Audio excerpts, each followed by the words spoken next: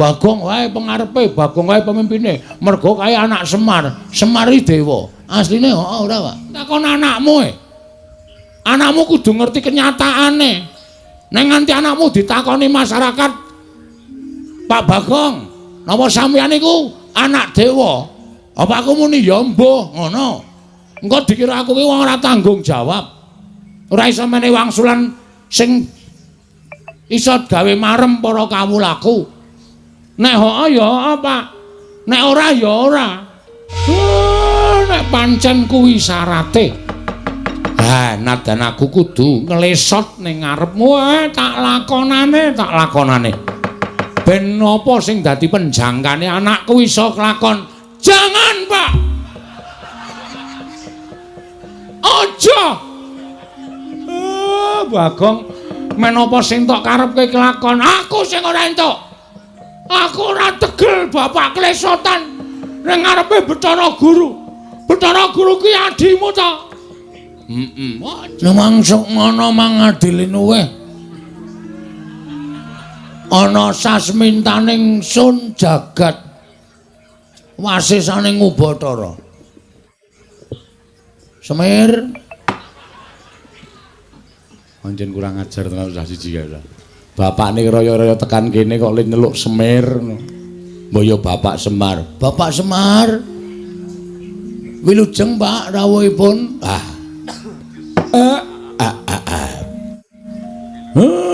Wong tuwa dibasani karo anak ki rasane neng ati kaya disiram tirta wayu sewindu. Rung adus wae, Pak. Sing ngomong rung adus apa? Iki mau kok arep siram. Atiku rasane kaya disiram tirta wayu sewindu. Anyes. Oh. Slamet tekaku, Dole, Bagong. Aku ngaturake pamujiku Tampanana ya cah bagus.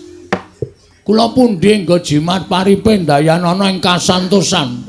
Amawa ana kabagyaning gesang kula. Bapak. Dipun prayogaken nggih, Pak? Iya.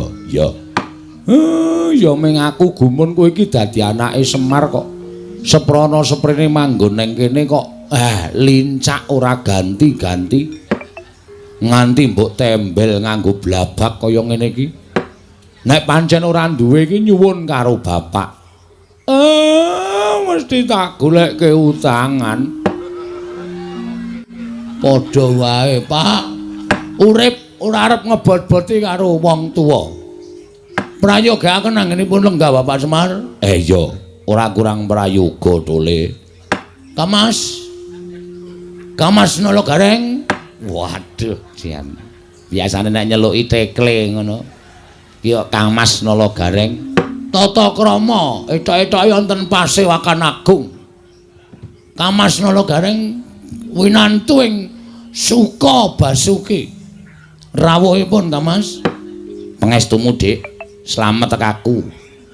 Aku ngaturake pudya pangastawaku Tampanana. Kula pundi nggo jimat paripe ndayanana ing kasantosan. Dipun sekecakaken anggenipun lenggah Kang Mas. Iya wis ora kurang prayoga. Kang Mas Petruk. Wilujeng rawuhipun Kang Mas. Wah, anteng atiku, Gong. Ayem anteng.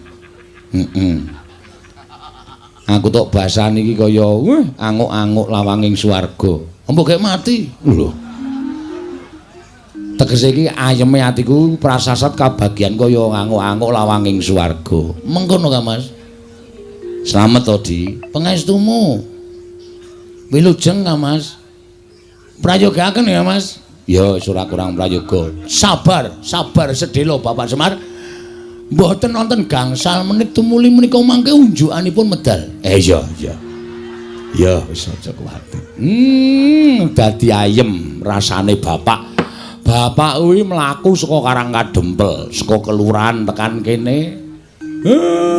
Nek sing jeneng wong tuwa ki rak ya mesti ngelak. Sami, Bapak. Kula nggih ngoten.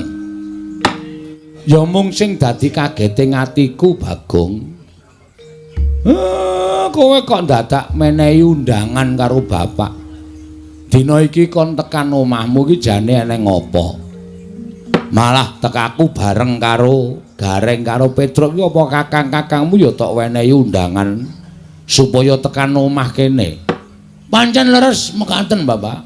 Wonten atur ingkang badhe kula unjukaken kathokipun Bapak. Basa ora pethoke gayane basa. Badhe kula unjukaken ngersanipun Bapak Semar.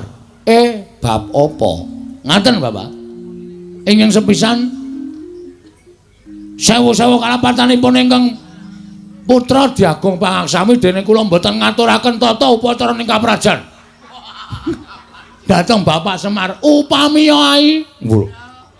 Upamiya Bapak menika rawuh menika kula ngertos badhe rawuhipun tabuh pinten kula badhe nyawisaken bandosa. Kurang ajar tenan. Kereta kencana. Apa duwe? Kere kok kereta kencana. Ayo saora-orane titian apa-apa Bapak tok pethuk nganggo apa to apa. Badhe kula pethuk mawi titian kula, Pak.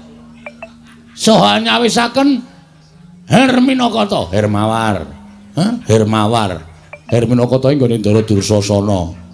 Hermawar kinarya amijiki ampeyanipun Bapak Semar saha amijiki ampeyanipun Kamas Gareng kalian Kamas Petruk.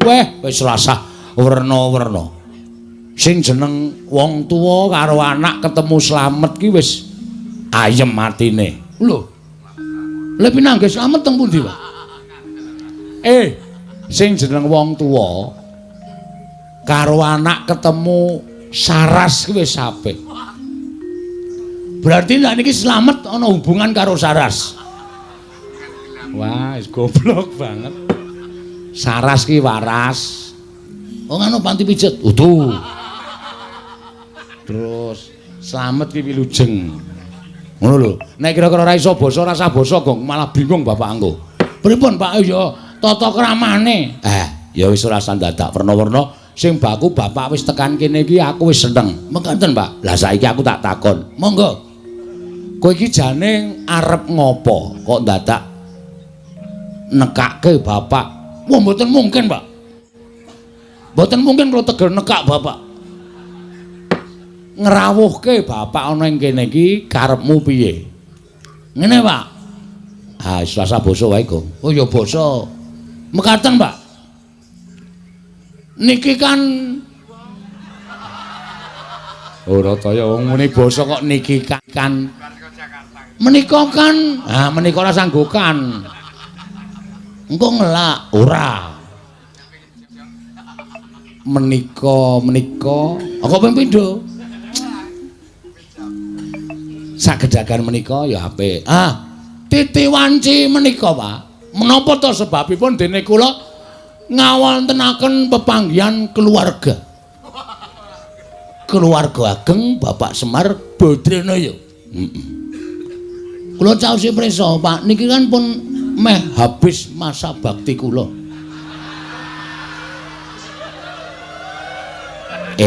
Ngono. Nggih, Pak.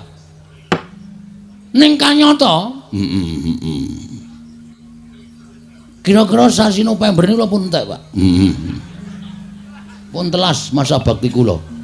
Lek kula udu penemu uron dateng pembangunan padusunan Pringapus mriki. Lah terus niat kula niku ajeng neruske perjuangan kula, Pak. Perjuanganmu ing babagan anggen kula ngesuwi para kawula sak padukuhan ing Pringapus. Menika badhe kula terasaken namung keramikipun dereng gadah, Pak.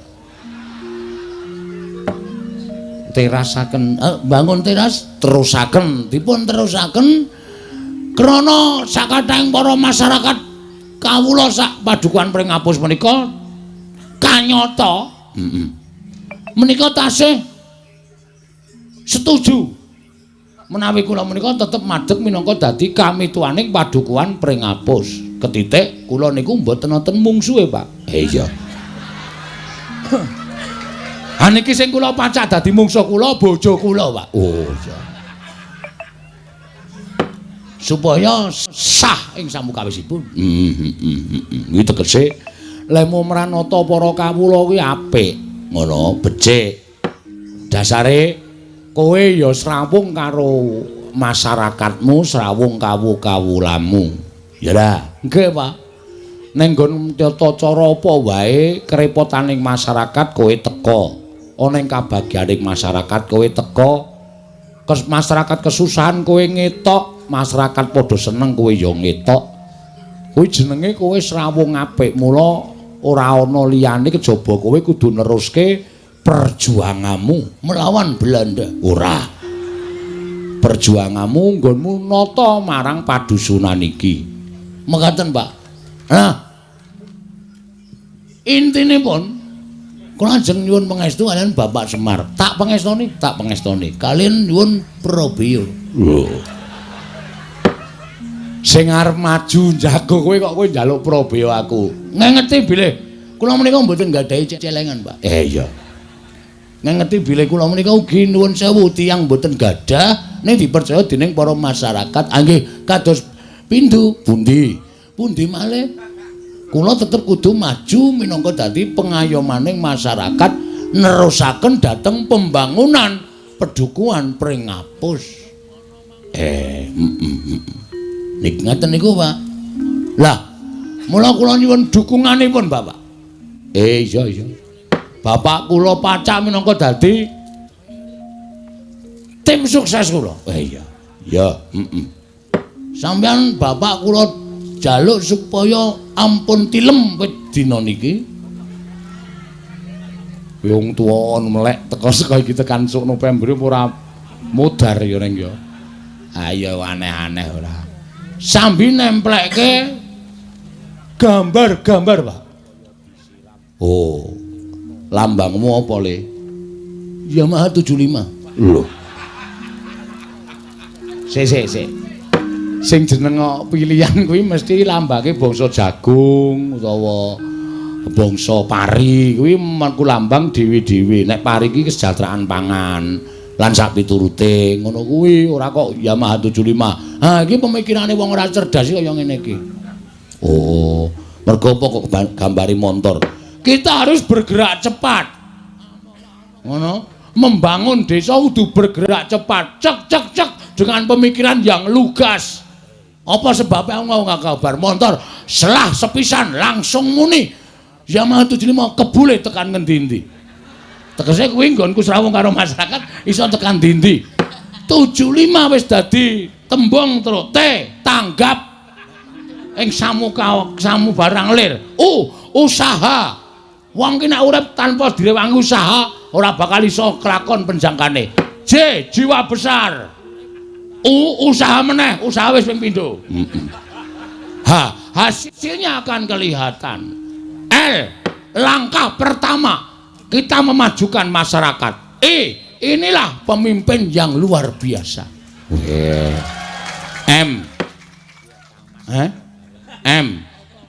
Prei. Loh, prei piye maksude?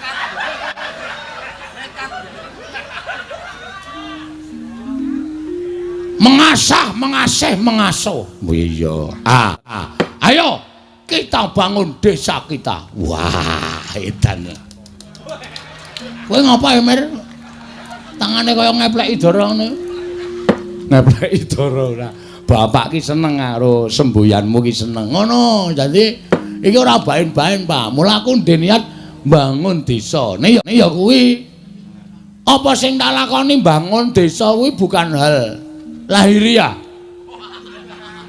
yang artinya iki lagune Roma Irama. Wah, Ndeng. Sing tegese kuwi ora sing tak bangun ki bangsa papan sing magrong-magrong terus bangun intimidasi. Lho. Intimidasi ki piye maksude kok? Pengairan lho, irigasi. Intimidasi ki pendekatan. Ndeng. Irigasi. Ora bangun perkara kuwi. Ning sing tak bangun kuwi lah Batinia, Pak. Batinia. Batinia. Bapak paham ora kata-kataku? Paham. Mergo bapak nun sewu SDM-e rendah. Iya. Dadi aku nek dadi pengareping dusun ki SDM tinggi ki nek omongan SDM rendah ki ora nyambung. Nyambung aku ngerti. Karepmu bangun batine para kawula. Bangun batine para kawula mergo pembangunan lahir itu bisa terwujud karena batin sing wis padha manunggal nyawiji dadi siji. Ngono lho. Rukun, tentrem, gotong royong, manunggal, nek susah ayo do gruduk marani kabeh, nek bunga ya ora dhewe gruduk marani kabeh, kuwi mujudake ati sing manunggal. Nek atine manunggal, wong sak padusunan ki sayek, sayeka apa to? Praja, sayek sayeka praya manunggalake batin, pembangunan lahir bisa terwujud. Bener kok. Wah, seneng aku jan. Teka aku mrene iki tak kira nek ora ana rembug apa biasane kuwi nek ngundang kakang niki mengan ngile dhuwit. Akhire mengko nang kono, Tru. Oh. Iki lagi omong-omongan kok cilaka iki. Aku wis omong sih. Ngono lho. Ya, apik. Terus piye, Gong? Ayo kuwi mau. Mula iki aku arep bangun batine kawula sak padusunan. Carane kabeh kudu tak klumpukake. Setiap saat tak tekankan. Bahwa nek kita itu satu negara. Ya. Sak negara. Awak dhewe kudu urip majinamatan. Entuke apa ta wong congkrah? Ta, Pak? Dusunku ki upama ana congkrah, wis kecekel wonge, Pak. Weh, sapa sing marai sebabe? Aku. Lho. Kok malah kowe dhewe iki? Nek saiki wis tak suda. Iya. Wis tak suda aja nganti aku gawe congkrah. Mergo aku dadi pimpinan. Heeh. Supaya kabeh ki iso manunggal tetunggalan sayuk rukun ro kancane. Ya Mas, wijarane. Tekan nyinden barang malah. Ngono lho, Pak. Iya.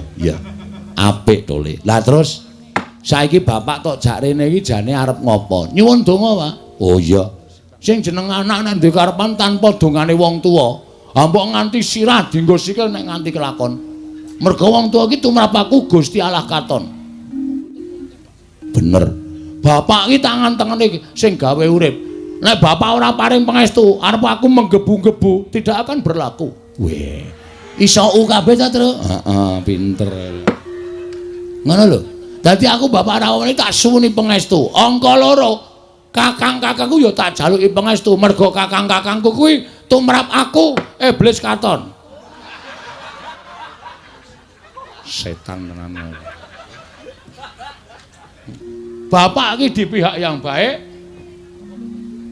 Nyuwun 3 Mas kagem bapak kula. Ora urung dijalukke panitia. Sing gedhe pangapuramu Pak gula kuntek. Weh. Ya wis ora apa-apa ora. Tak suwunke panitia ya, Pak. Engko diwakilke dalange sik mangan. Wah iya wis ora apa. Ora apa-apa dole. Ngono lho. Nyuwun pangestu lan aku nyuwun karo bapak supaya sak suwene iki bapak nunggoni karo aku. Mergo kekuatan sing paling luar biasa tumraping Bagong ki mung Bapak Semar. Syukur nek kowe isih percaya karo aku. Lah kok kon percaya sapa? Wong bapak ki bapakku. Iya. Ngono. Sak ngendikane bapak arep tak estokke. Sak dawuhe bapak arep tak estokke. Aku tok kon ngopo, Pak? Biar dek zaman pertama aku nyalon dukuh pring apus, tok kon kungkum. Aku ya nglakoni 40 dina 40 bengi. Kowe dawuh karo aku, wong prihatin ki ora njaluk karo sing mbau reksa. Wong prihatin ki ora njaluk karo sing tunggu kali, karo sing tunggu guwa. Ning golek papan sing sepa, sepi sepen kuwi supaya eling karo kelakuane sing biyen, resik jiwa lan batine. Aja nganti tumindak dosa, nyuwun pangapura marang ngersaning Gusti lan nyuwun supaya diilangi dosa-dosane sarana awake dhewe nglarani awake dhewe. satata wong papa utawa sebut tapa. Wah. Kok mletik ya. Ha iya. Iso ngertekke kaya ngono kuwi. Wong ki anggere cegah dahar, cegah guling, ora maem ora turu. Kuwi ora kok piye-piye, ning ngrasake wong sing sengsara uripe, kadang kala mangan wae ngrekoso, turu wae ra iso. Lah awake dhewe kudu iso nirokke lelakone wong sing sengsara kaya ngono kuwi disebut tapa. Neng kali lakoni wiritan. Iya. Ana Pak? Ana Pak? Terus aku dikon petruk, kon ngebleng ning jero kamar. 30 dina 30 bengi. Kuat kok kowe kae. Kuat, lulus. Wedian. Ampuh kowe. Heeh. Dhewe karo bojoku. Wah. Aku ngebleng bojoku mbligung. Ora ana empere kaya ngene. Ora pas kok ya. Ora ana kegiatan ning jero. Tingu areng apa iki? Iya, terus ya meng gareng sing kurang ajar. Lah piye to? Sing terakhir aku kon turu ning sarean. Sareane siji. Heeh. Oleh turu ning sarean kene iki sarean leluhur. Tak turoni 3 dina. Bareng tak genaki juru kuncine iki ming sarean genjek. Wow. Mula kok blas ora ngrimpeni. Arep tak apusi setan ora.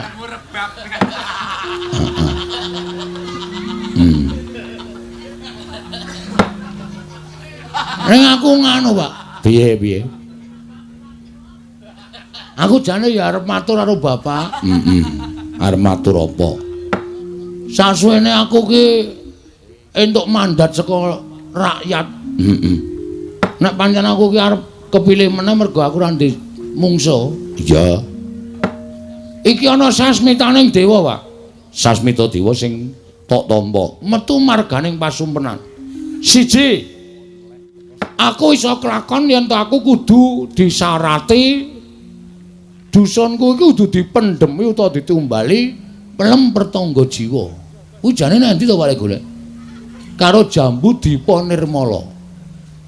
Sing angka 2 ana dewa sing menehi sasmita. Bagong nek kowe kepilih meneh, sok nek syukuran kudu wayangan meneh.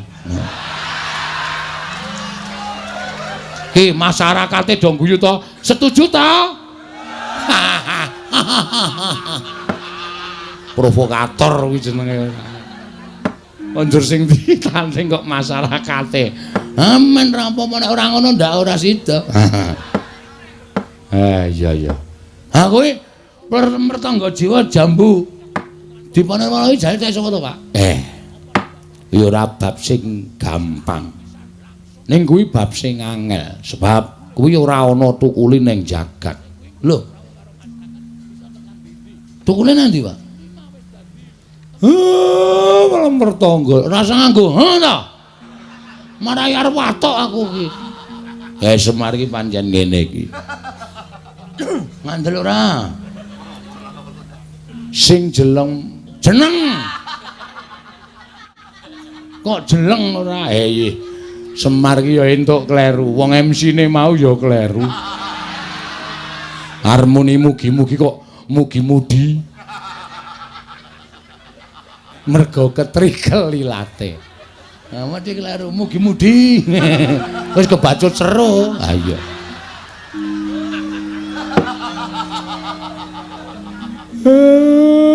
Kowe omongi ya, pelem pertangga jiwa, Jambu Dipa Nirmala kuwi cukule ora ning jagat. Teng pundi, Pak?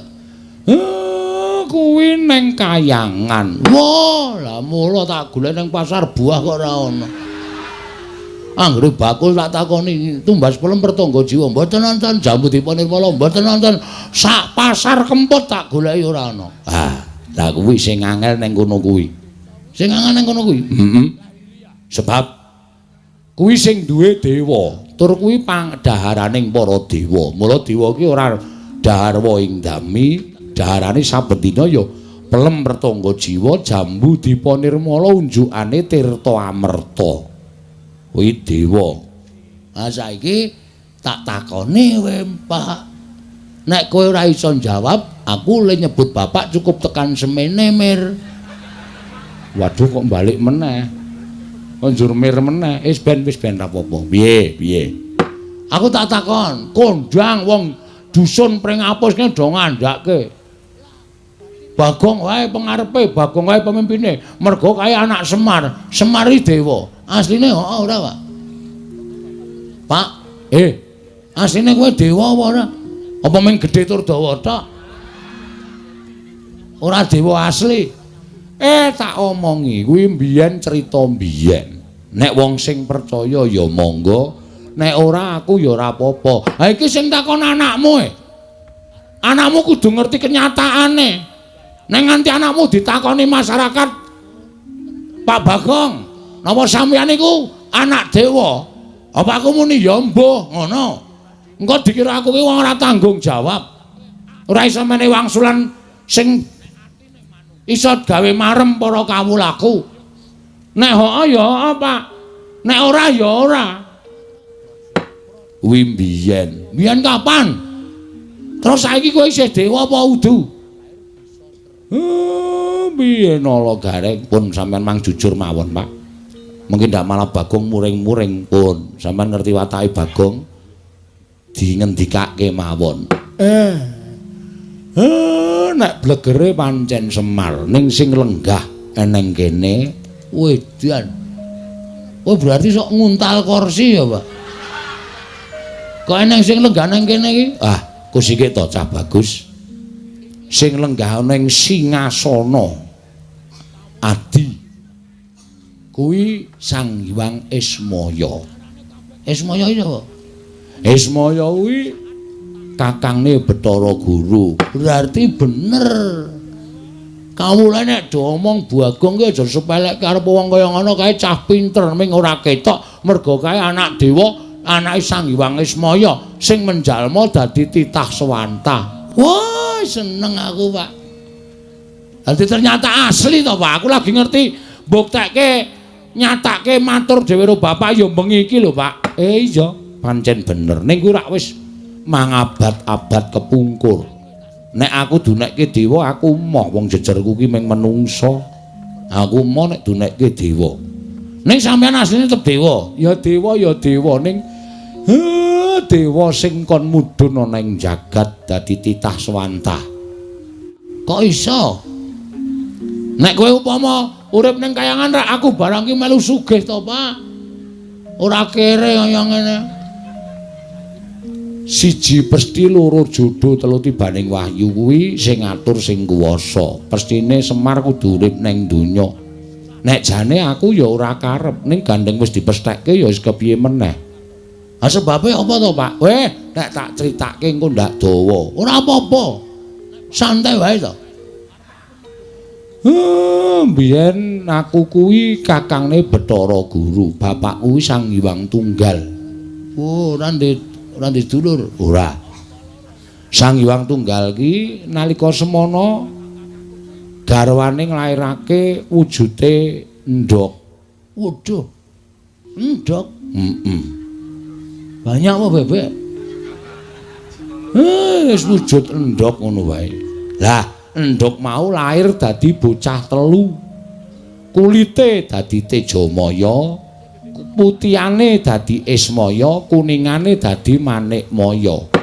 Wong telu kuwi sing paling ora rukun dhewe ming si Manikmaya. Sing ragil senengane meri karo kakang-kakangne Ismaya ro Tejamaya. Nganti sawijining dina aku kuwi lagi regejegan karo Kakang Tejamaya. Istilahe gelut. Masalahe rasa takon perkarane. Kalodhangan kuwi digunakake karo si Manikmaya nggo wadul karo bapakne Sang Hyang Tunggal, Rama.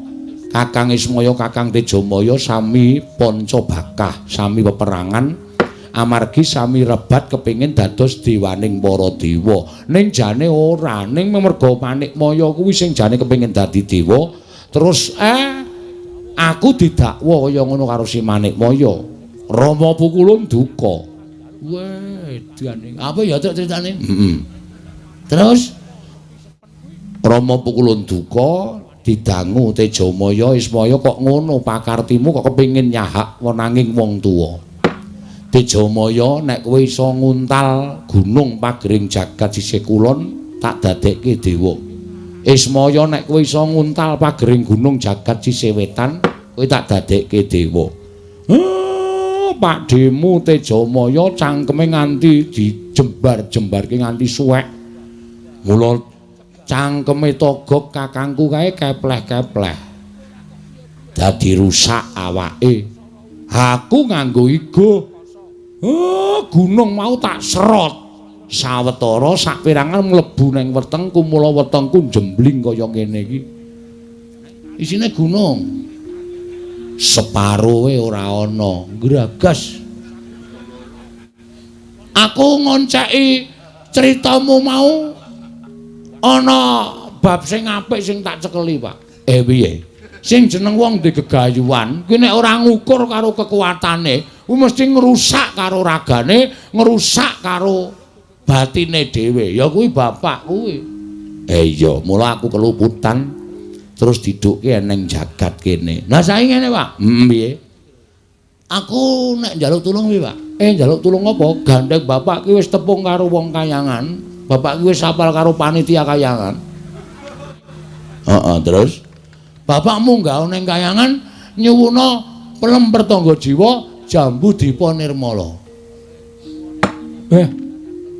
Lah. Iki piye iki? Gelem ora? Kowe nyetujoni aku dadi pimpinan meneh ora? Nek sampean ora gelem, berarti sampean arep menjatuhkan aku di depan masyarakatku. Itu menghina. Manghina. Tegese aku wis tok elek-elek. Nek bapak iso gayuh, berarti bapak kuwi pancen lahir batin nggone mbantu karo anakmu Bagong. Ngono wae. Lho gareng piye iki? Ah monggo kersane bapak pripun? Petruk piye? Kula ya ora ngerti. Pun rasa taren-taren. Gek cekat-cekat menyang iki ana uang transport 20.000. 20.000 tekan Kendhigong, tekan Kayangan kok 20.000. Pripun, Pak? Nek upama aku rasa munggah ning Kayangan piye? Lah terus adikku guru tak undange mrene.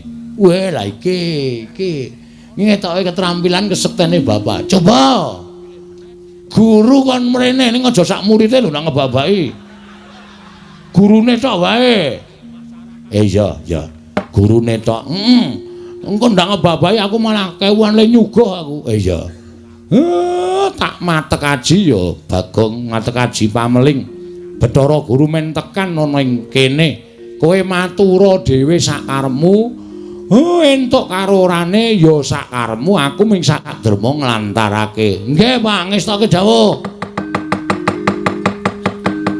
Ratune Ratu Tama Badhe Patelino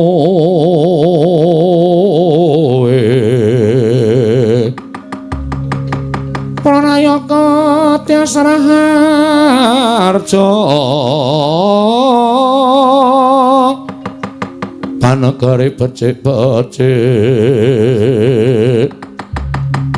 Parandene tan dadi taliasing kala bendu malah bangkit mangkin ndatra rupe to kang ribeti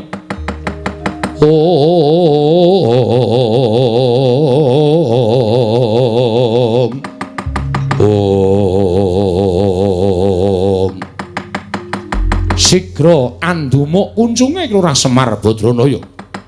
Lamun Lurah Semar ndumuk kuncunge tegese duwe gawe. Sigra matek aji pameling. Datan dangu cumorot saking Dirgantara. Nenggih. Punyang Madyapada Hyang Pikulun.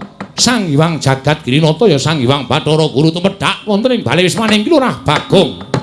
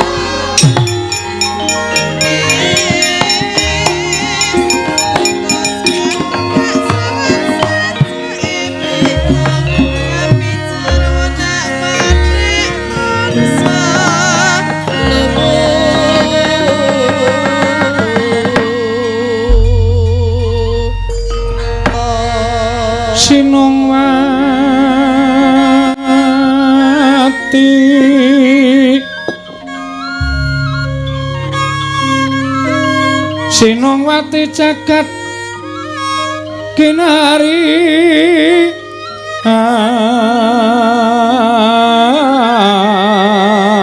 among mbak lumembak ombak ing samudra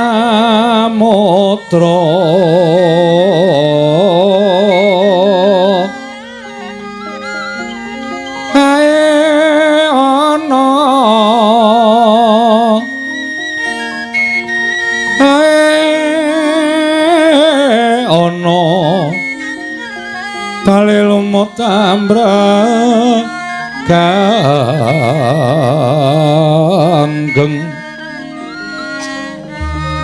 awita dencengan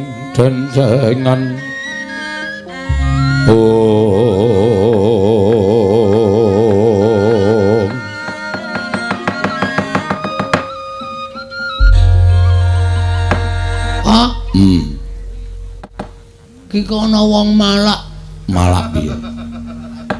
Kancane tangane loro kok papat dhewe. Ki nek adus suwe tenan iki ngosoki kelek papat. Linggo ngisor. Kuwi Bathara Guru. Lho, kok ora nggo stop map? Bathara Guru. Ayo linggo ngisor. Nggih, Pak. Waduh, rawuh tenan. Nuwun ya, Pak. Iya. Oh, Mas Tunomo Sidam. Skaring bawana langgeng, Kakang Ismaya ndangu kalian kula. Sing gedhe pangapuramu. Manikmaya paripaksa kowe tak rawuhake nang kene ya merga ana wigati sing bakal tak aturake marang Manikmaya. Kakang Ismaya kula ngaturaken bekti kula kunju. Iya tak tampa pangestuku tampanana. Dian ora basa ya, Pak. Kuwi adikku kok. Oh iya, Nding. Tejamaya, Ismaya, Ismanta. Apa? Manikmaya. Oh lah. Pukulun kula ngaturaken bekti kula kunjuk pukulun. Nyayana garing ingsun nampa. Ora liwat pangestu ingsun tampanana. Kula pundi jimat paripin dayan ning kasan-kusan. Reng ora metingkring. Oh iya lali aku orang. So saking kamitenggengen weruh busanane pukulun Bathara Guru ting glebyar ora karu-karuan. Pukulun bekti kula kunjuk. Iya Petruk ulun tampa, pangestu ulun tampanana. Kula punika jimat paripin dayan ning kasantosan. Pikulun. Kula ngaturaken bekti kula kunjuk pukulun. Iya Bagong ulun tampa, pangestu ulun tampanana. Kula punika jimat paripin dayan ning kasantosan. Lah menika ngaten pukulun.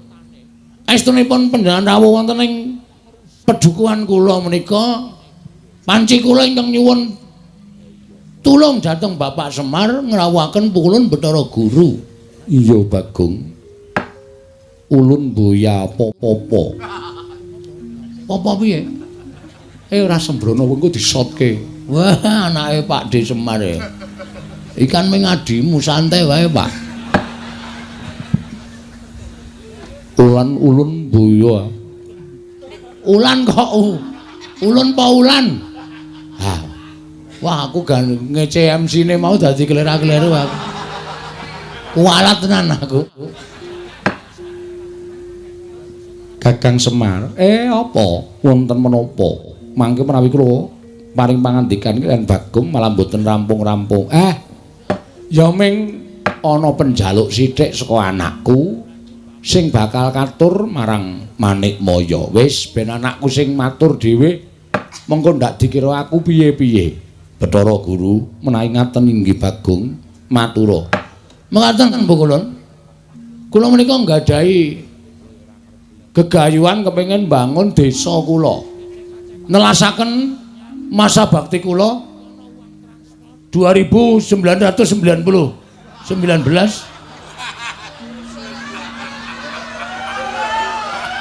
mau ya kleru ta, Pak? Dadi lurah kok suwe men pirang-pirang abad. 2919 edan tenan. Aku kuwi wong lahir wis metu wudel, Pak. Apa iya sak ngisore sithik. Dapure ora. Ngaten ya, Bu Kulun? Iya, Bagong. Kula kepengin bangun dusun kula niki. Ning kula niku entuk sasmitaning gaib. Sing nalika semanten kula nglampahi sari narites sesemek ron Rajamala abebantal boto sarembak. Gayane lho. Kowe turu ning tritisan ki tritisan ngendi? Wong tritisan tok nang kandang pitik ngono kok. Ha ning dhuwur kandang pitik. Oh. Sing penting nek ning tritisan. Heeh. Entuk sasmitain gaib.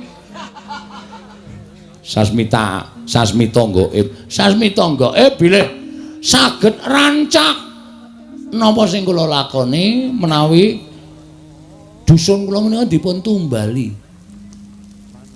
Ditumbali apa Bagong? Sepisan ing winastan pelem arum manis. Lah kok wis malik iki piye? Pelem apa? Arum manis. Pelem arum manis kok dadak ngrawuhke Batharaku. Wis jendeng lali aku.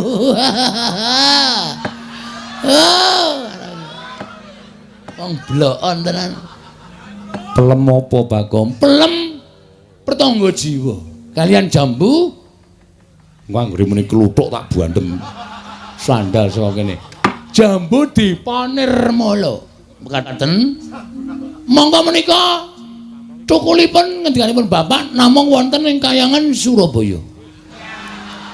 Suralaya papan pelengganipun pukulun Bathara Guru.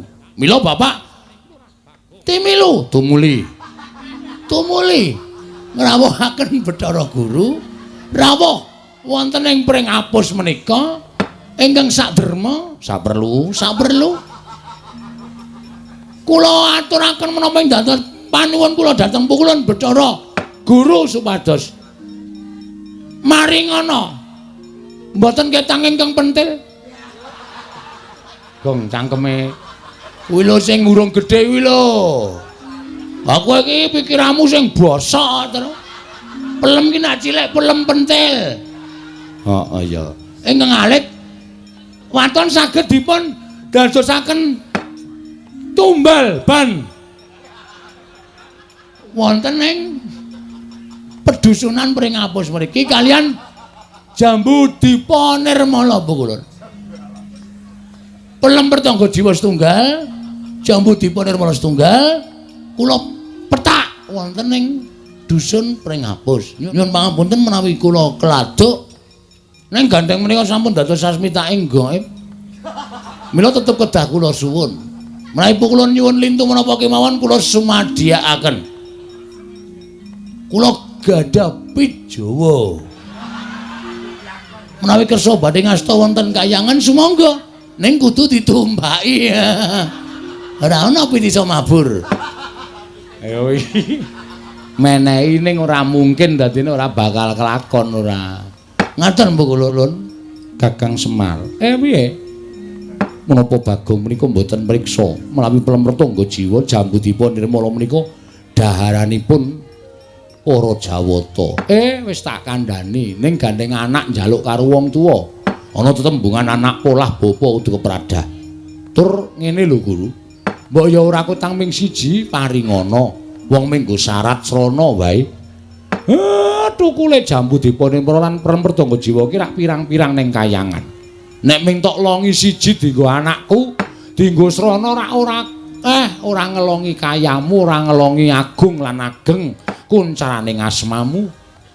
Mula paringna ya Guru. Aku njaluk kanthi banget wene ana. Mbok nganti aku kudu kepiye sing tak lakoni, aku tetep tak lakoni waton kowe gelem menehake jambu dipunirmala pelem pertangga jiwa. Wilahing. Lho, kok malah janturan? Kok sing. Wilahing. Awik namastu nama sidang. Negari pun dipandang kunjung. Gong tak bandung sandal cangkemmu lho.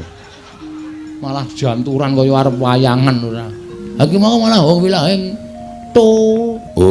Wilahing. Yuk. Aduh. Malah kena sirahku dhewe. Payen Bagong ki malati. Wis wenehno. Kakang Semar kula badhe munjuk atur. Piye? Selaminipun kula menika dados dewaning para dewa. Selaminipun kula menika dados nalindraning Jawata, sedaya titah wonten ing jagat menika sami nyembah kaliyan kula. Namung imanipun wonten titah setunggal ingkang dereng nate nyembah kaliyan kula. Kula kepengin titah menika keparenga sak mangke nyembah dhateng kula. Lan badhe kula paringaken Pletangga Jimba lan Jambudipa Nirmala. Sapa sing ora nyembah karo kowe lan kudu nyembah karo kowe? Mengko wonge kuwi tak paranane. Wonge kuwi tak paranane, tak dawuhi supaya nyembah karo kowe, jer nyembah karo dewaning para dewa kuwi wis sak mestine. Ingkang dereng nyembah kaliyan kula namung Kakang Semar.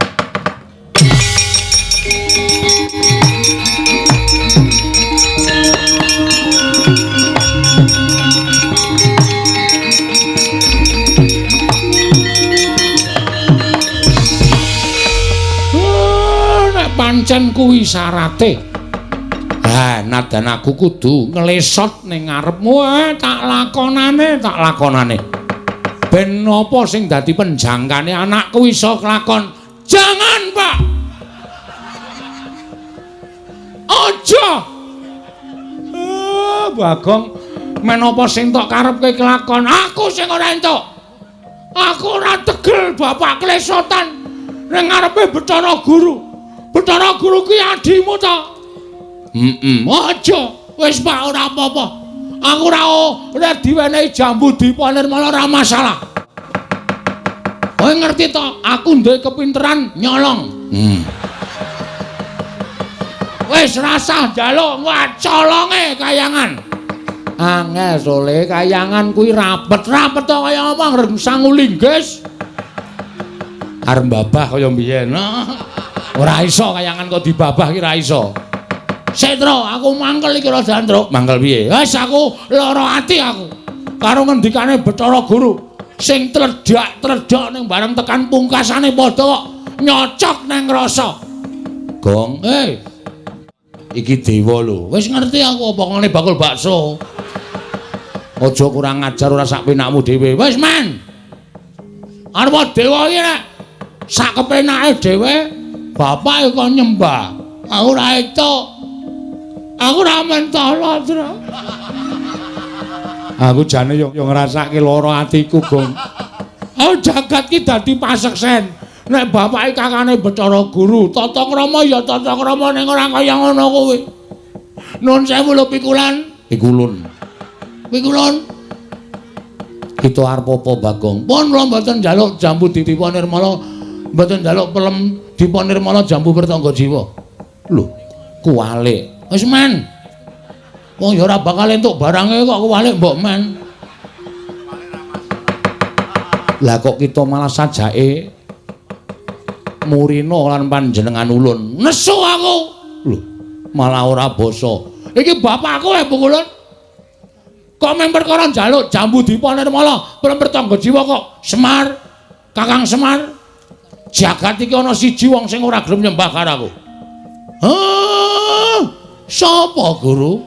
Engko aku tak tekan kono tak aturane nyembah karo kowe. Sing ora gelem nyembah karo kula namung Kakang Semar. Aku ateges secara tidak langsung sampean ki akon bapak nyembah karo sampean. Ha ta? Ha ta?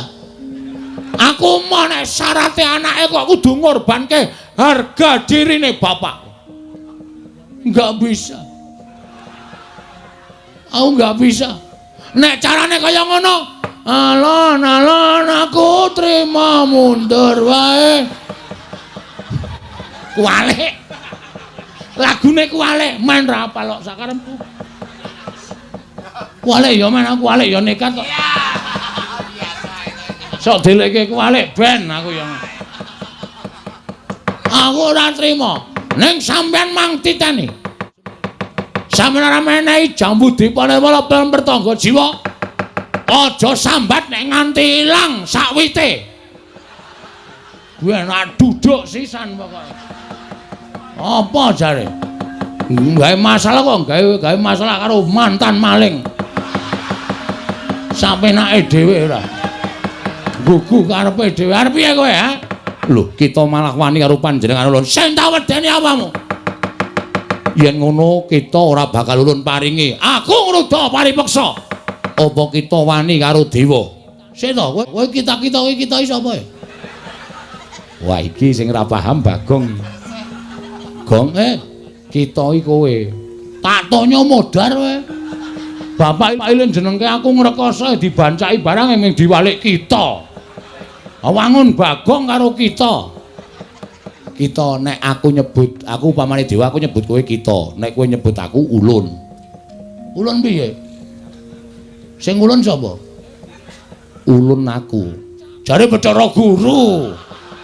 Piye ta iki? Bathara Guru apa ulun? Wis mau diaringi. Ambok 2 jam ki ngene iki terus. Wong cah ora dong kok dikandhani ora. Iki basa dewa. Oh, beda.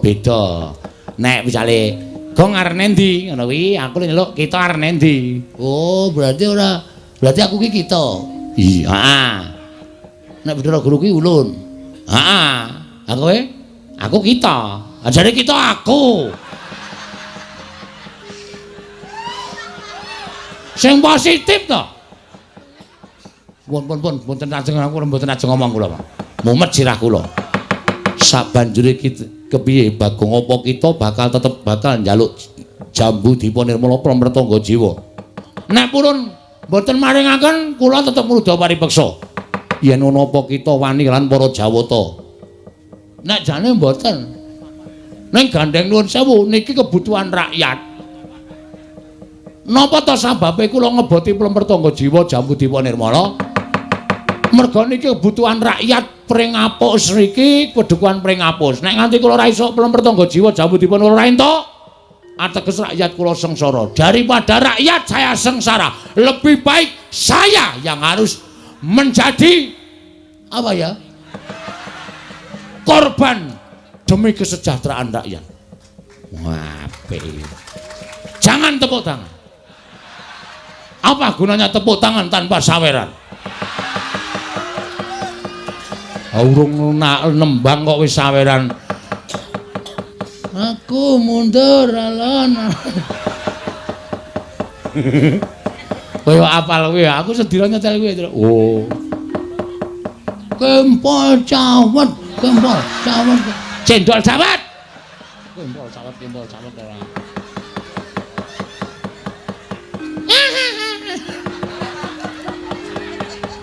Ibu-ibu lek guyu nganti ora kepoyo malah ciraka. Kula ajeng rebut kita wani karo para Jawata sing tak wedeni awakmu. Bagong sabar men, meneng men. Ora tak peksa ngene iki ora rampung-rampung. Sampeyan ora maringke kula munggah ning kayangan tak bedol wite. Ben dewa do ngelih kabeh. Ora mangan pramrtangga jiwa jambu dipa nirmala. Ulun jabut nyawa kita. Jabutan ora wedi aku. Untul ora tak jabute kok ming nyawa dijabut. Aku wedi ora wedi. Metu njaba yo, piye? Metu njaba. Weh, lah dewa ngajari ora apik kowe. Hah? Dewa ngajari ora apik. Nek wis sah, wis resmi iki dititokke jero. Ora metu njaba. Oh, kurang ajar kowe ra.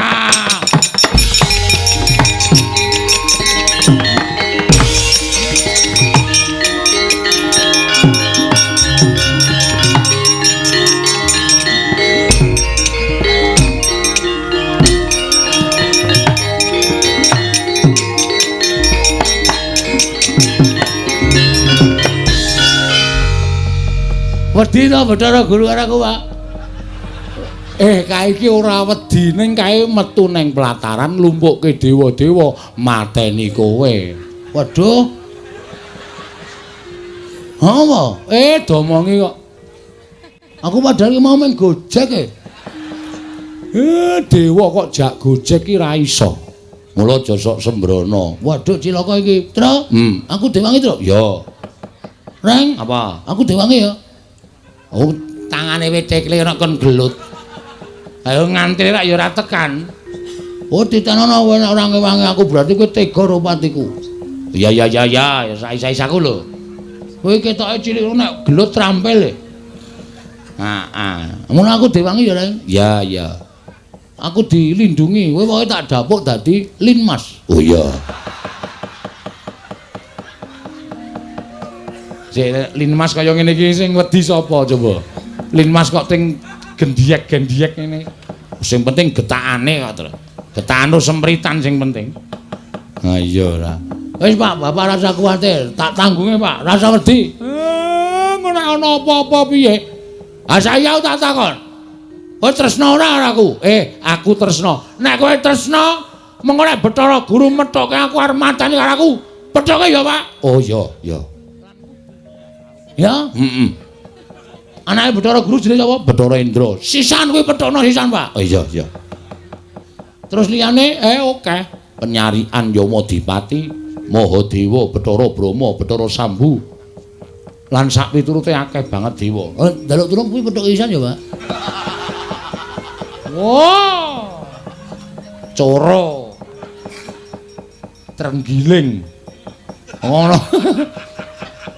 Misuwi kok ora wangun to, Gong. Kok mung kewan cilik-cilikan trenggiling ngono.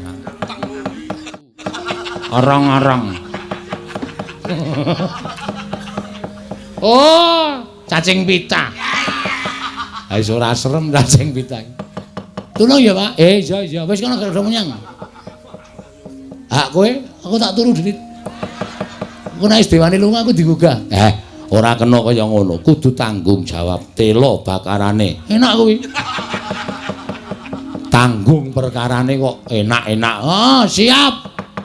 Jagung bakarane, Pak, kok tela bakarane. Nek wis ora gatekke iki aja dibaleni. Senengane kok malah badarke dhewe. Aku karang ya sak ngono kowe. Nek ora pener ki aku sak ora lega. Aku iki wis rampung iso tak bener ora ya mau. Ora yakin e. Mamet tuan dhisik aku tak methukke karo dewa-dewa kae.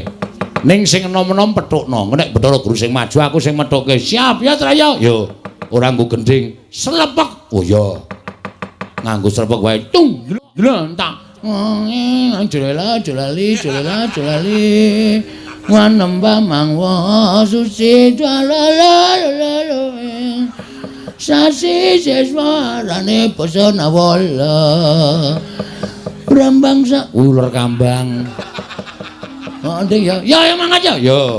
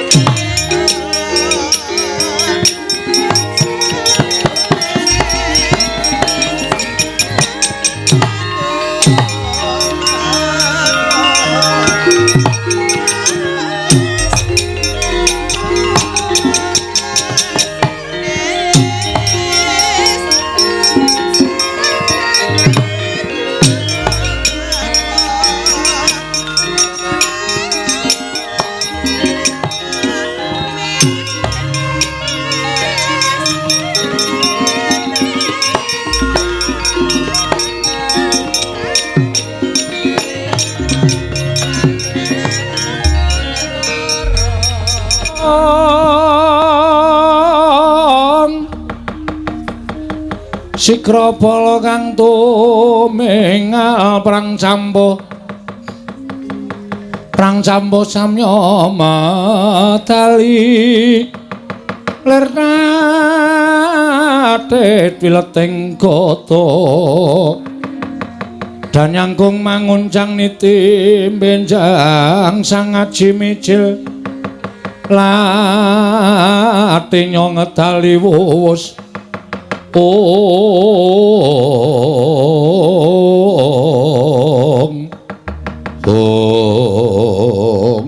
merkencong warudaya. Pak Pong, Bu Bolong kali codhe sapa sing gawe? Lha nuwun sewu, Dik. Paduka nganti para wadya bala Durandara Tumedhak wonten ing Madyapata menika mboten pangling wonten tampel wates. Padukuhan pring ngapus papan pernahipun Bagong. Menika mangku suraos kados pundi kepareng ingkang raka ing sidhe pangudal-udal Cemadong Dawu, Di. Bu kula nadyan kula pun penyarian Cemadong Dawu, Bu Ulun kula ingkang putra pun Bathara Indra Cemadong Dawu. Bu Kulun kula ingkang putra pun Bathara Brahma Cemadong Dawu. Nggih, Bu Kulun kula ingkang putra pun Yama Dipati Cemadong Dawu. Kakang Narada, Kakang Resi Kanika putra. Inggih wonten timbalan. Mugi andhatos ing kawuningan tedhahipun ingkang rayipun Bathara Guru wonten ing papan mriki krana kula nampi timbalanipun Kakang Semar. Inggih Kakang Ismaya. Ingkang miji dhateng ingkang rayipun Manikmaya supados tedhak wonten ing Madyapata. Lajeng kersanipun Kakang Semar jebul mboten kanyana-nyana tedhahipun ingkang rayipun Manikmaya wonten ing Pringapus krana wonten pamuthaipun Panakawan Bagong. Pamuthaipun Bagong menapa? Bagong badhe mbangun desa nanging kedah wonten syarat-syaranipun. Syarat-syaranipun menapa?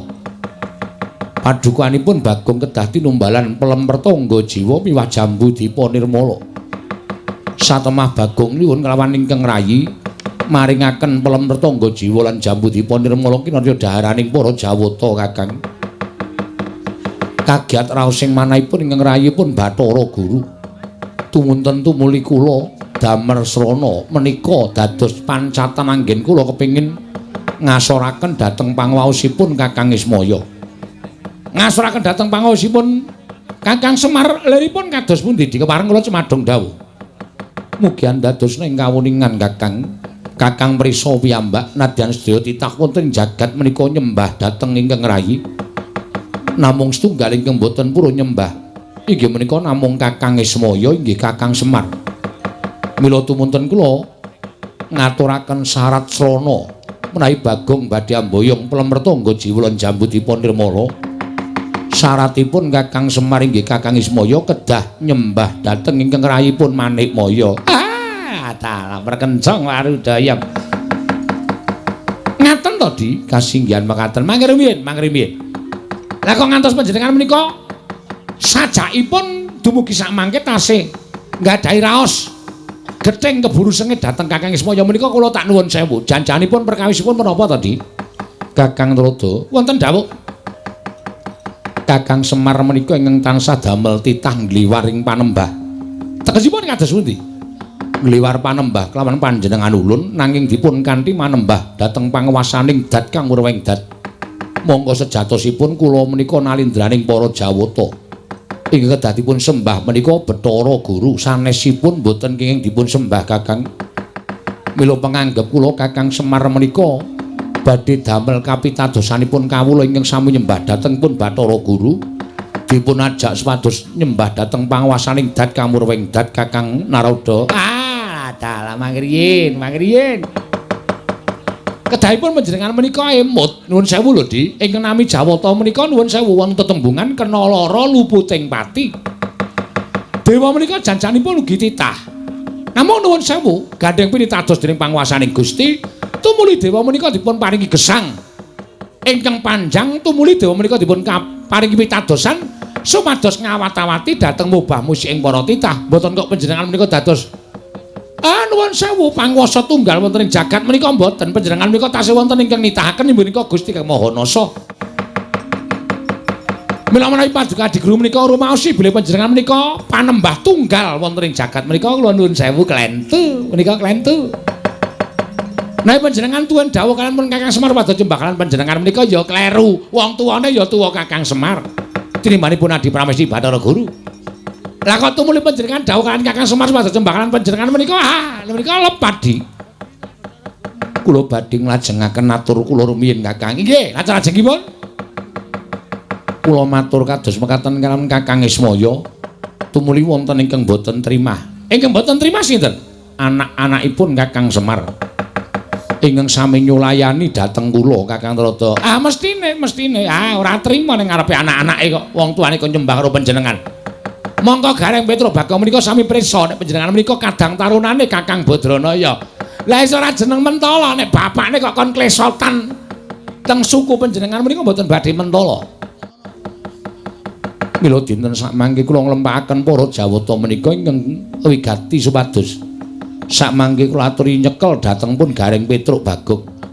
Menawi Garing Petruk Bagong saged kacepeng, Semar saged kacepeng badhe kula kanthi wonten ing Kayiwangan. Wigatosipun krana keluputanipun Semar saat majanipun badhe kula cemplungaken wonten ing Kawah Candradimukha Kakang Rada. Merkenca warudaya. Alah. Menika tegesipun kriwikan dadi grojogan, geguyon dadi tangisan menika mangke lalampanipun boten sae lho, Di. Boten namung ngembet lan paduka Adi Pramesti Bathara Guru ning badhe ngembet dhateng kawontenanipun Kayangan. Mergi menapa? Kula menika nggadahi saloka, ora ana ala ingkang tumama warang becik menika boten badhe wonten. Nadyan to kendhita oyot mimang kadanga dewa. Kanthi pawadan menapa kemawon menawi pakarti ala menika boten badhe saged tumama wonten ing pakarti ingkang sae. Ning malah kosok wangsulipun ingkang tumindak awon sakmangke badhe dipun damel wirang dening pakarti ingkang sae menika kala wau. Lha ingkang sae menika monggo Nadi Pramesti Bathara Guru badhe nindakaken pakrawis menika nyepeng dhateng Panakawan langkung-langkung dhateng Semar. Kula nuwun sewu lho, Di, mboten ateges kula badal dawuh. Ning kula mboten ajeng melu-melu perkawis menika. Monggo tunggak waru godhong dadap. Tegesipun menapa Kakang? Rada ora melu-melu, rada ora melu garap. Menawi wonten menapa-menapanipun kula samanggaken kula aturi nyangga piyambak, kula aturi ngraosaken piyambak. Mekaten Kakang Rada. Nggih. Menawi kula mekaten lajeng sak mangke Kakang Rada badhe menapa? Lho, kok badhe menapa niku dados pundi? Lah kula wonten mriki tasih kagem menapa mboten? Ning nuwun sewu lho, kula mboten tumpun perkawis menika. Menika mang tanggung dhewe. Mang lakoni dhewe. Menawi Kakang Rada wonten mriki mboten rumujung pakartinipun Bathara Guru, ategesipun Kakang Rada wonten mriki sampun mboten wonten ginanipun. Menawi sampun mboten wonten ginanipun sumangga kula aturi kundur wonten ing Kayangan kemawon. Ngibaratipun Kakang Rada sak mangke namung kantun nampi matengipun kemawon. Ha nggih. Ha wis. Penyarian Nendra Brahma Yamadipati manuta karo Iwang Pulun Bathara Guru. Cekela Panakawan nek arep mlebu rumah sakit kana. Rumah samu ponokan ki gampang dicekelno piye? Hati-hati ya Le, ngger cah bagus. Nadan iki wong tuamu nek pakartine ana nek tumrap aku aja ditutke, aja ditiru. Menggak kowe engko ora mangan nangkane nanging gabul pulute ya, ngger.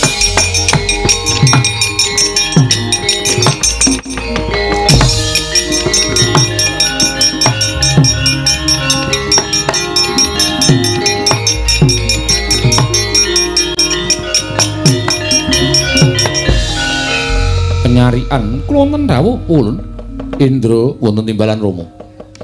Brahma wonten timbalan Pukulun Yamadipati. Sak kathahing para Durandara diketapake merga ulun percaya anak-anake Semar uga ora bakal gampang dicekel. Nanging sapa ingkang bisa ngrangkit atmajaning Semar luwih bisa ngrangkit Semar Badranaya. Bakal nampa bebungah ingkang sakmurwat lawan labutan kita lawan panjenengan ulun. Pangkatipun ing putra benjang menapa Rama Pukulun? Pangkatipun ing putra benjang menapa? Ora ketang sambung obor cara lintang tumliya mangkat dina iki. Nun ngestaken dawuh. Nyuwun pamit bidal dinten menika. Nun ngestaken nyuwun pamit bidal dinten menika. Pukulun nyuwun berkah pengitu saged kasempatan panjangkanipun paduka wangadi Pukulun.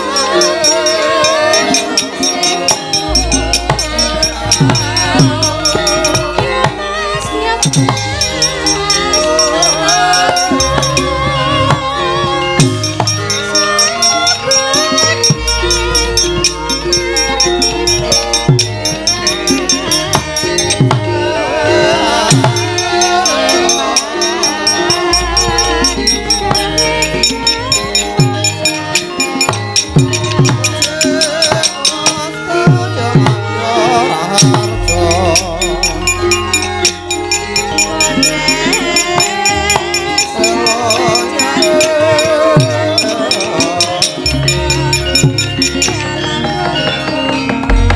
kacarian putra lamun kawekasan yeka wisanggeni maya Wisnu Pradenta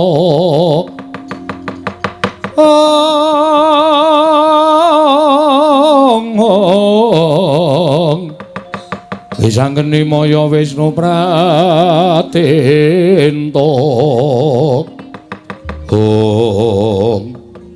Tru kok rantak-rantak dewane pirang-pirang mongko kowe karo aku ming wong telu iki piye iki wis pokoke awak dhewe nglabuhi karo Bagong mesake bocahe duwe kekarepan kok malah godane kaya ngene gedene iya ning upama Bagong mau rawani karo wong pikulun Bathara Guru kedadene ra kaya ngene lah iya wis pokoke sak kuwate awake dhewe reng nek kira-kira ora kuat ya mundur nek kira-kira kuat nandingi kridaning para dewa ya dhewe kudu mbantu karo Bagong iki ketoke do ikhlas ora iki kok malah do grenengan nek niate ikhlas nglabuhi aku ikhlas ora usah dadak demi Bagong mergo adine aja nganggo pawadan adine wong bantu ki lahir batin ora sampe nae dhewe ngono kuwi ya wis tak mangkat lir rasa dadak gemremeng tak menyang methoke para dewa nggonku nglabuhi karo kowe iki nek tumrap aku malah kaya wong nata ipati lho kok.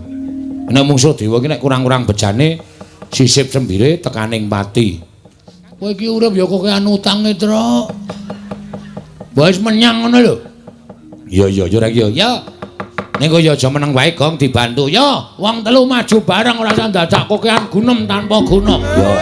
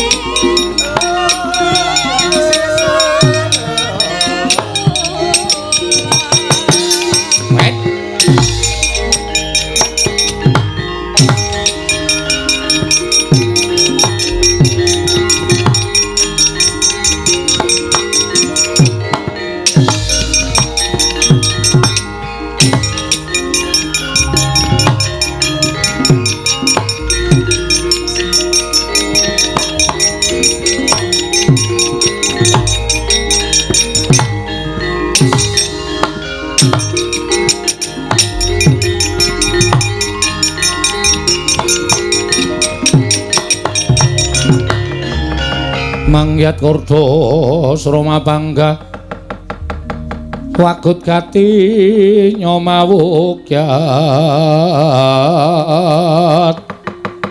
ira wang-wang kok iso urut ya Tru heeh ki ngarep ki cilik mungsuhe aku wis genah imbang aku mungsuhku tengah kuwi genah imbang. Terus aku sing tengah. Ora. Urute dhewe-dhewe kok. Lho aku kok ora padha. Mongko cangkeme nyrengingih kaya ngono kae. Kae sapa ngerti ra, Gong? Ora ngerti. Bathara Yamadipati. Yamadipati? Heeh. Dewa tukang apa kae? Tukang jabut nyawa. Waduh. Entuk mungsuh pisane kok tukang jabut untu nyawa. Untu dengkulmu nyawa. Nek niat diniati, Gong. Siap, wis ora wedi lho sapa-sapa aku. Kula ngatur bekti kula kunjuk Pukulun. Nara garing tak tampa pangestuku tampan ana. Pukulun Bathara Penyarian. Oh, Pak Jarik. Udu. Bathara Penyarian. Ya kancane Pak Jarik. Ha iya wis. Bekti kula Pukulun. Iya Petruk tak tampa. Pukulun bekti kula. Ya Bagong tak tampa. Pukulun Bathara Indra ngaturaken bekti kula kunjuk. Ya garing tak tampa. Pulun Bathara Indra ngaturaken bekti kula kunjuk. Ya Petruk tak tampa. Indra sapa, Tru? Indra Dewa. Engko dono kasino Indra udu. Ora film ora. Pulun Bathara Indra ngaturaken bekti kula kunjuk. Ya Bagong tak tampa. Pukulun Yamadipati bekti kula. Ya garing tak tampa. Waduh serem suarane. Ya garing tak tampa. Untal cengelmu. Medeni Indra wis tenang wae santai. Daya Yamadipati bekti kula kunjuk, ya Pak Petruk tak tampa. Rama Dipati, bukti kula kunjuk. Yo, Bagong tak tampa. Waduh. Nganggo ngono barang, Ndra. Kaya seger ndelok aku. Aku culuk lambi katokan training ngono kok. Mulane ya seger awakmu kimplah-kimplah. Kalau dicokot iki daginge iso mak krewel ngono. Mbok ora medeni. Wong arep perang kok malah dijeg-jegi. Nala Garing Wonten dawuh Pukulun. Tekan koning maman kene didhawuhi Wang Pikulun Jatimurti Wang Pikulun Bathara Guru. Wigatosipun? Aku kinen ngrangket karo kowe. Lho, sebabipun menapa? Merga kowe wani karo Wang Pikulun Bathara Guru. Kowe ora ngeparengake yen to Siwa Badranaya ya Siwa Ismaya nyembah marang dramaning Wang Pikulun Bathara Guru. Wane perkara niku beda perkara. Semar niku bapak kula. Nek nganti bapak kula digawe diasorake derajate kok nyembah dramaning Petulun Bathara Guru ora bakal kelakon. Upama Semar gelem, anak-anake sing ora gelem. Ngoten. Tur niku kula ajangi jembar. Kula ngerti nek dewa-dewane ajeng ora trima karo napa sing kula lakoni. Rawi-rawi rantas malang-malang tak putung. Sapa ganggu bapak nyawane Garing tak ikhlasake. Lho, kowe wani karo dewa. Ha sing tak wedeni apamu? Ming dewa iki kok diwedeni. Ya, Tru. Aku karo tukang nagih utang ora wedi kok. Ming dewa diwedeni. Oh, siap, Gong, siap kae. Apa Petruk bareng nyombelani karo bapakne. Lho anake, Mas. Nun sewu Pukulun niku anake bapak. Dadi nek Garing belani kula mesti belani. Wah, nek ngono Bagong ya belani. Ora belani. Ah, ndeng belani. Medeni enak omong untune kok graji, Tru. Ora apa-apa anggere kowe iki tetek ora masalah. Ah, aku belani. Kowe sapa jenengmu? Yama Dipati. Yama Dipati. Ya. Kowe belani kena ning ditena jabut nyawamu. Wow. Senengane jabut kowe ya. Belum rampung barang tok jabut ya. Manusia macam apa itu? Wah, jan Bagong ora semingkir apa kelakon kene marganing patimu Singalena prapting lalis. Lho, wani aku sing tak wedeni apamu. Kelakon tak bondo, tak krincung sikilmu Nala Garing. Mang maju, nek ana dewa kewirangan aja dundang Nala Garing. Mati dening aku. Petruk kene marganing patimu. Monggo kula ladosi terus.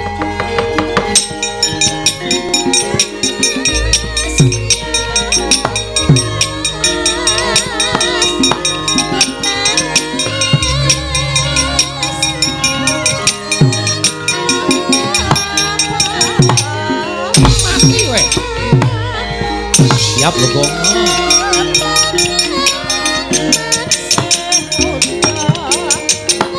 Oh, oi.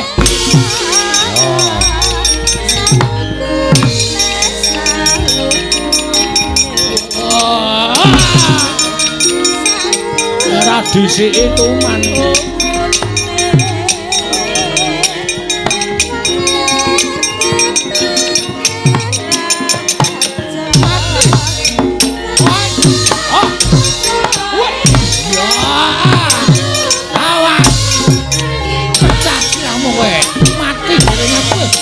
Derajate batur to. Ngopo wae? Ayo, maju.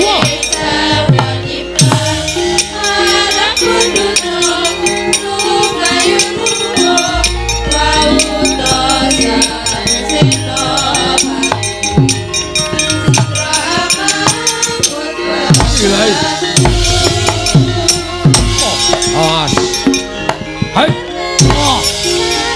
Ayo, Indra. Tandang ono Bathara Indra.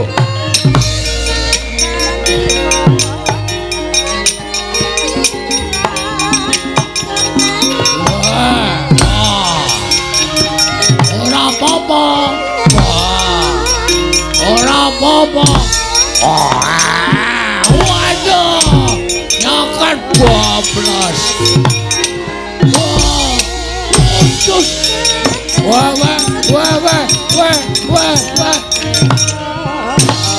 Wah.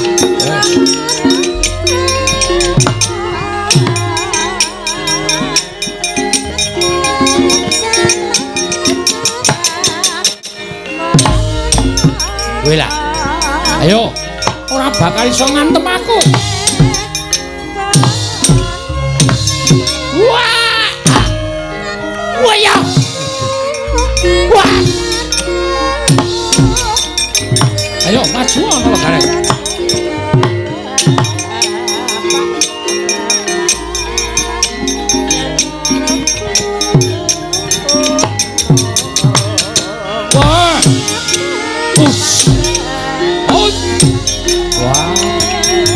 maju Petro.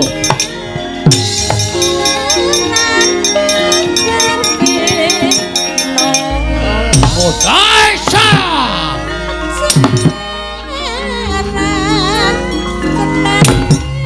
Lho, kok ora tekan ya?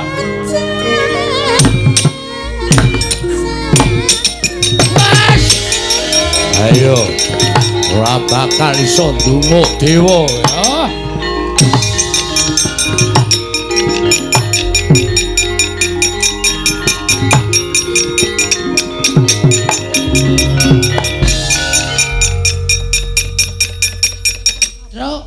Wedange puta. Ya ben apa. Wedang sing endi? Sing tae akeh banget mau lho. Kita kira mlayu ki arep ngabarke apa-apa kok wedange puta. Kesamplo tangan kowe. Piye? Wah, aneh. Aneh piye? Dewa ditanya kok ora kena ya? Dewa ki sekti kok aku ki ya gumun Bathara Penyarian tak arta antem. Kok kaya jarake iki 2 jangkah kok ora kena. Nek sak kilan ki berarti lembu sekilan. Heeh. Nek 2 jangkah ki lembu 2 jangkah. Ora ana aji-aji kok lembu 2 jangkah. Piye, Gong? Piye? Wis tak andani ngayal to kowe. Dewa ki angel dia kalahke. Arep kowe mampang-mampang anak Semar kae. Ning nyatane kowe ora menang karo dewa. Arep diantem ora tau iso kena awake kaya ana sing namengi. Kaya ming ngantem angin. Aku ya ae. Ya Madipati arep tak jotos raine iki. Tangan kaya ora tekan e. Oh, Menggok dhewe tangane. lho. Rating ora. Rating nabrak cengelmu kowe. Ya ora nesu takoni ngono. Aku mbanyol tok nesoni kowe mbanyol sak karepe dhewe. Role aku e. Oh iya, iya. Wong liya ora entuk nyaingi aku. Oh iya, iya. Kowe meneng wae pokoke biasa wae iki. Ya. Piye, Gong? Takon Semar aku. Ya.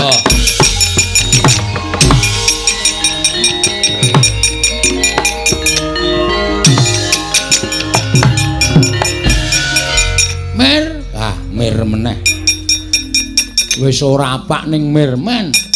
Iki kesusu iki, Pak. Piye? Aku mau bertanya kepada Bapak. Kok dadi, dewa iki ora iso diantem? Dewa iki derajate sak dhuwure menungsa. Dewa iki sembaning menungsa. Mula dheweke ora iso diantem karo menungsa lumrah. Terus piye iki lek perang teneh wagu? Kene diajar kene arep ngantem ra iso. Rugi kene selak modar ra iso bales. Ning sing jeneng apa-apa ki ana keringkiane. Sak pinter-pintere wong ki mesti tau kapusan. Sak bodho-bodhone wong ki mesti duwe penemu sing apik. Lho, wis aluka. Nggih. Sak ampuh-ampuhe wong ki mesti ana keringkiane. Para dewa kae ya ana keringkiane. Keringkiane apa, Pak? Nek ngantem dewa iki aja nggon sirah, ora bakal kelakon. Ning dada medun.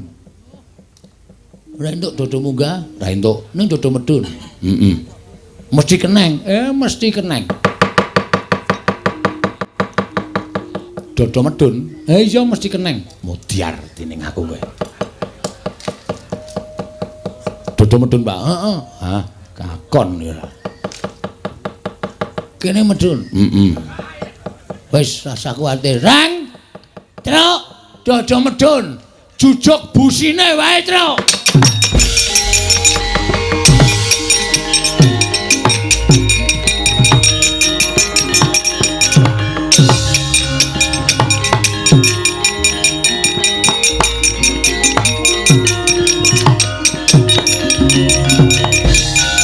Ayo.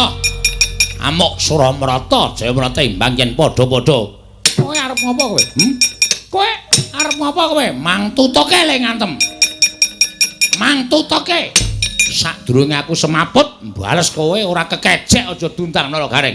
Ayo, aku walesen. Aku walesen. Reng, apa? Nggon busi. Oh siap. Kono wis lentreke lorone ra jamak-jamak. Bres ngono reng, mati dene aku. Ayo walesen, mati ya.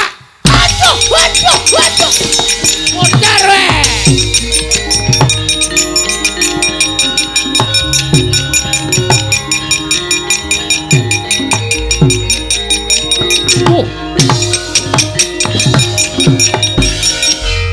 Ayo sambato.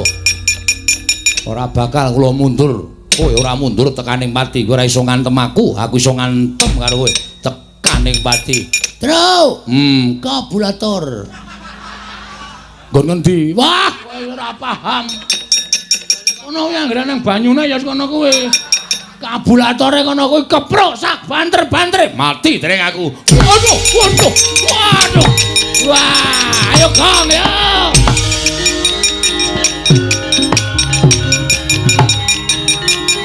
Wah. Oi. Ah.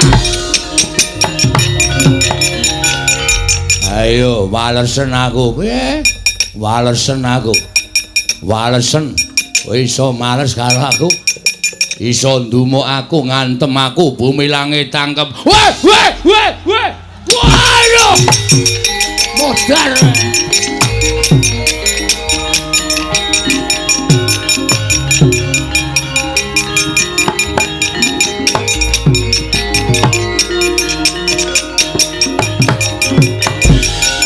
Pecah kula wul.